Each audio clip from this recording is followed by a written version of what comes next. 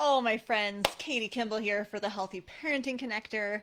Let's talk desserts, Halloween candy, excess, and kids pushing their boundaries.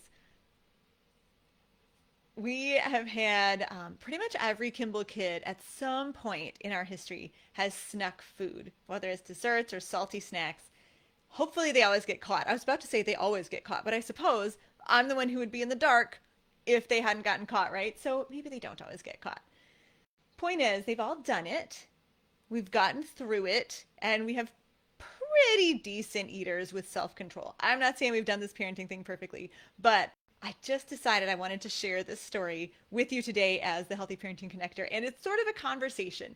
Usually, I don't share stories that we're in the middle of. I don't share something that is live and interactive and going on. Today, I decided to do that because you know what? Although I prefer to teach from a place of being at the end and having learned all my lessons and looking back with intentionality, why not teach from a place of here's how you pivot and here's how experienced parents think through situations, attempt to make the best decision, and then we see how it goes. So here's the story. One night, probably 2 weeks after Halloween, I happened to notice in the garbage in the bedroom that both my little boys share. My little boys are 8, Gabe, and 11, John. In their garbage was a pretty excessive amount of candy wrappers, let's say 20. And I was actually just throwing away a Laffy Taffy that I'd found on their shelf, just one random candy. Like I didn't worry about it because it was the month of Halloween and there was candy everywhere in excess because that's just what Halloween is. So I turned around. This is tuck time. This is bedtime. I turned around and I asked John, the 11-year-old, I said, "Hey, do you know anything about the candy wrappers in the wastebasket?" And he said no. There was something about his countenance and his little grin that made me think he knew it was the other, right? So I decided to be a little savvy and I asked Gabe's stuffed animal, a prairie dog, whose name is Perfect. I said, "Perfect, do you know anything about the candy wrappers in the wastebasket?" And Gabe grinned, so I knew he was engaged. And I said, "Perfect, you got to answer. Either nod your little head yes or shake it no." And so Gabe moved Perfect's head back and forth no. And then I moved on to the human. "Gabe, do you know anything about the candy wrappers?" And he grinned and then he crumpled. He couldn't keep a straight face. And he said, "I'm so sorry, Mommy." And he wanted a hug. And, he was just so repentant, so remorseful. My first question for him was, "Did you eat those before or after you brushed your teeth?" And he knew he had the right answer with, "Oh, before." At least I got something right. And I said, "Well, that was better than Paul when he was in first grade because he ate, snuck candy after he brushed his teeth." And I said, "All the Kimball kids have done this, buddy, but it can never happen again." Right? And we had a little conversation about why it was wrong to eat so much candy. And he said, "Oh, because it'll make me sick." And I said, "Well, did you feel sick after eating it?" No, he said, which of course I wish he had, but you never know. And I didn't know at that point if he'd eaten it all at once or spaced out. And so I said, honestly, it's not always going to make you sick right now, but eating too much sugar is going to hurt your health later, like when you're a grown up, right? And you need to trust that mom and dad make rules, not because we're mean, but because we know what's best, right? We are bigger than you, and it's not okay to disobey and break that trust no matter what. And I said, "I think having all your Halloween candy out, on a tray in the living room was too tempting." And it seemed fair that he probably shouldn't have that much access anymore. "Oh, yes, Mom, of course." He's very agreeable at this point, right? Because he's just gotten busted. "Oh, yes, Mom, of course." I said, "Well, so tomorrow when you get up, you won't see your Halloween candy. It's not gone forever. It's just out of reach, okay?" And then I said, "By the looks of the garbage, you maybe should skip a few days of candy, huh?" And he held up 3 fingers. I said, "Okay, I accept that proposal. 3 days with no candy or other desserts, right?" And then just a little backstory. First, how we run Halloween candy is the first day on Halloween, everybody can kind of have a little bit of excess. They have different rules based on their age. At a certain age, when I think I can trust them not to go totally crazy, I say, "You know what? Eat some candy. Eat candy when you want. Eat what you feel is an appropriate amount for an 8-year-old kid or an 11-year-old kid on Halloween and try to listen to your body, right? I make it a learning experience. So Halloween is sort of no holds barred, although at some point sometimes I'll say, "Haha, mom thinks you've had enough," because I don't know, I just can't help it. I have no self-control with my words sometimes. And after that, the kids are they sort it. The kids sort the candy and get all pretty, and they put it on a tray for each kid, and they can keep it on that tray for the month of November. At the end of November, they have to then go with our regular daily candy rule, which is each kid has a like nut container from Costco, and all their candy has to fit in there with the lid on tight. So they usually at the end of November they have to do some sorting and some getting rid of because it just never all fits because they still have candy from summer parades and Valentine's Day and last Halloween, God forbid. Always though, so much candy. And then our normal dessert policy, which has shifted over the years, but we've landed on this one, I would say about 4 or 5 years ago, and we've stuck with it, is one dessert or sweet treat a day. And you can choose when that is. You're not penalized if there's like a birthday treat at school. We did shift that and decided that that's a freebie because if that counted, we realized that the child would then be tempted to lie and tell the parent and not tell the parent about a birthday treat at school, right? And I thought, like I don't want to set up a system where they're tempted to lie. So, alas, treats at school, I decided don't have to count, but anything at home under my site counts. So if they get a sucker at the bank, they can choose to have it if they want it, or they can choose to take it home and put it in their stash and have ice cream later, right? They can have their one dessert at any time of day. Gabe, my 8-year-old, is definitely the most hyper focused on dessert and kind of counting his dessert and making sure he gets it and doesn't miss it. He's also the youngest, so I don't know if that's personality or just his age. The point is, he obviously way overstepped his bounds. He was remorseful. We put his candy up high, and it's kind of ironic because I shared this in my pep club, my picky eater playbook parent support group, just as a story. And at the end, I wrote, I realized he could, if he wanted to be nefarious and sneaky, he could totally steal his brother's candy, which is still down on his tray at eye level, and maybe I should probably check the bedroom for other stashes. I did not do that. But just a few days ago, so this is, I don't know, 2 or 3 weeks later, 2 weeks later, um, John, the older brother, was dusting his room on Saturday morning on chore day. And he came up to me and said, "Mom, I need to talk to you real quick. Come upstairs, please." And he presented me with some information that he had discovered. He had discovered that inside Gabe's piggy bank, which has a big hole in it, it had been dropped at some point. Should have thrown it away years ago. Whatever. Like we all have faults, right? We're not perfect parents. In his piggy bank was another little stash of candy. Oh, in his room, and which you could totally see, and like John totally saw it as soon as he started moving things to dust. And in the garbage, and I love how John like looked this up for me and got the data. In the garbage, underneath a piece of paper this time, because the 8-year-old be getting more savvy. He didn't just throw it in on top. Underneath the piece of paper are more candy wrappers.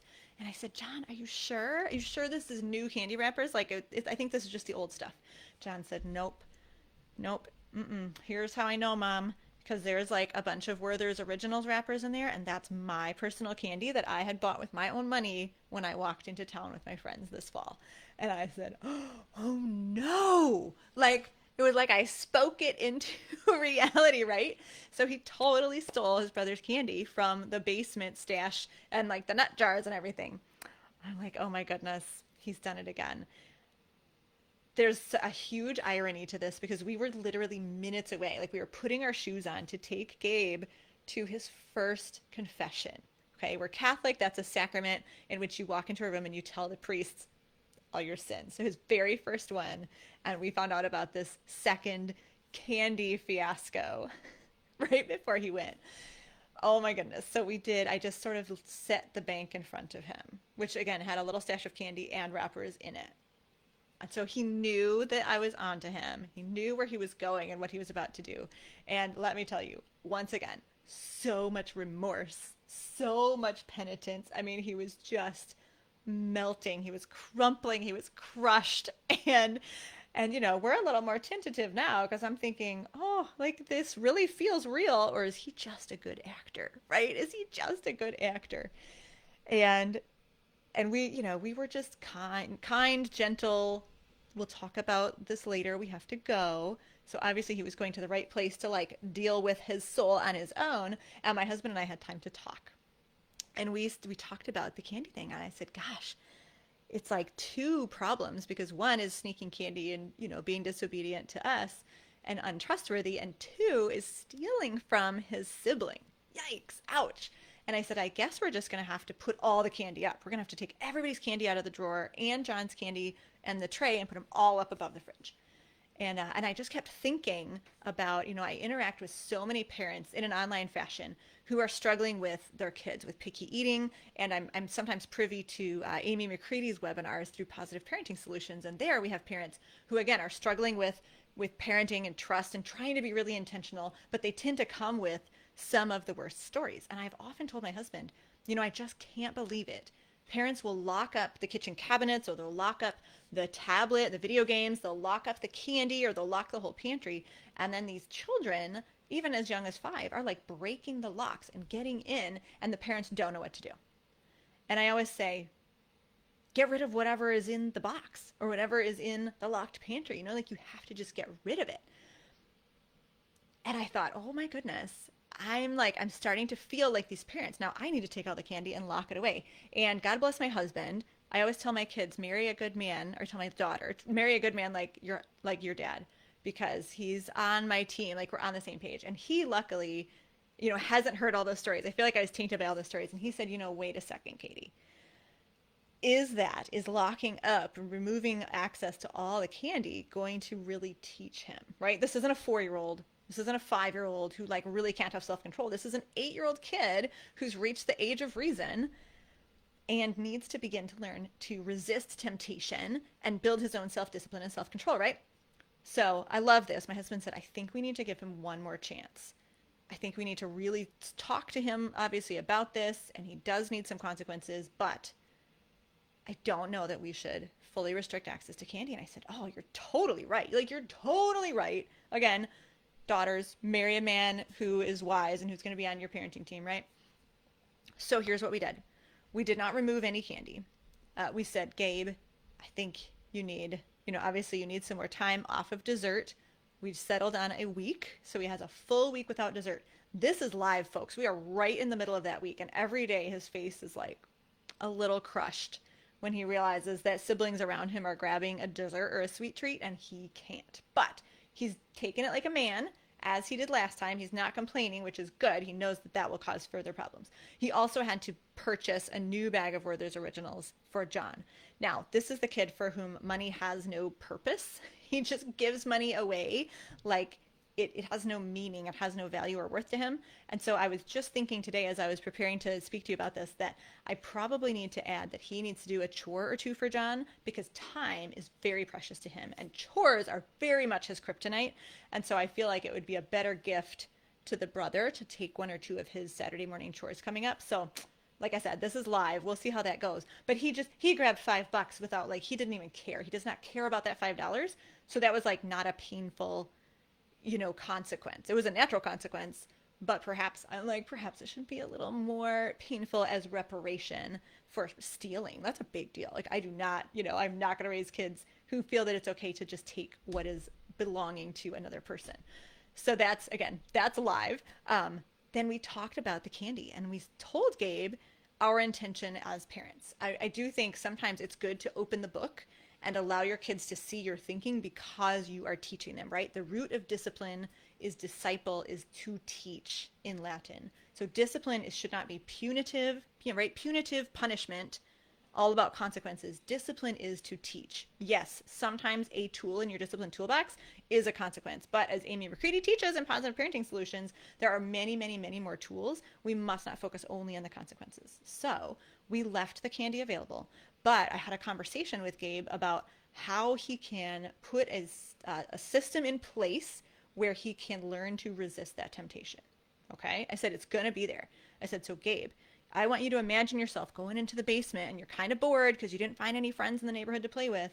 And you think to yourself, ooh, I can grab a candy. I can grab anybody's candy. It's all right there in the drawer. I said, what do you need to do? What's going to remind you that you don't want to make that choice? And he said, well, I'll just think about how bad this felt. how terrible it felt this time, and then I won't want to do it next time. I said, okay, that's good. But we've tried this once before, and you felt really terrible last time. So you need something to remind you. I said, do you need like a little picture of Jesus in there? Do you need a cross? Do you need a note to yourself from telling yourself, future Gabe something? He decided on a note and he wrote a note, Dear Gabe. And it said something, oh gosh, I wish I could remember the exact words.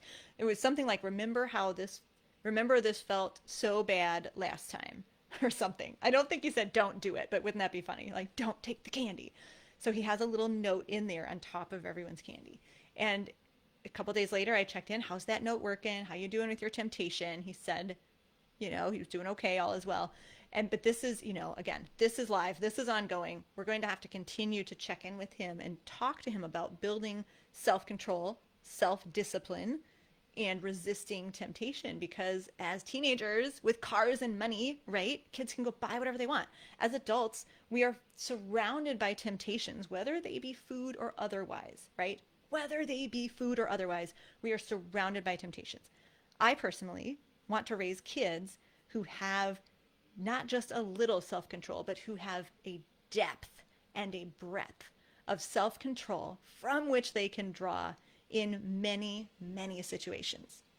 And guys, it starts with 8-year-olds and Halloween candy and being an intentional parent who really thinks through what's going on. Again, all props to my husband, because I was sort of like reacting like, this is what you do. They get in the candy the second time, you got to take all the candy away. No, like my husband completely intentionally thought with future thinking, and I honor and value him for that.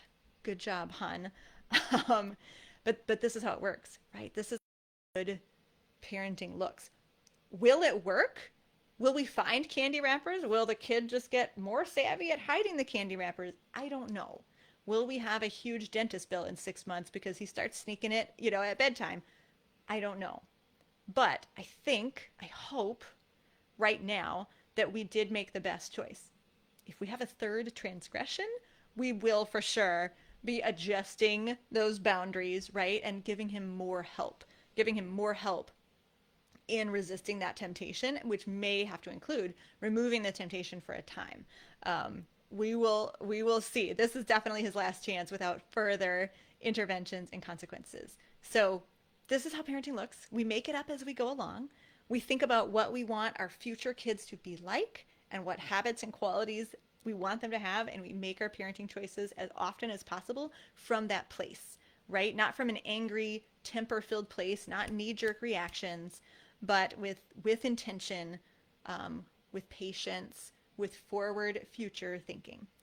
I'm Katie Kimball for the Healthy Factor here at Kids Cook Real Food. I encourage you to be part of this conversation, to comment below, and let's see what we can come up with for the best parenting choices when our kids are sneaking sweets and treats or desserts. And I encourage you to always parent from that place, from that grounded place, tension, thinking about who you really want your kids to be. In this Christmas Advent season, we're still talking about Halloween because that's how we roll. We just got to live with what we've got. Again, I'm Katie Kimball, and I will see you next week with another Healthy Parenting Connector expert.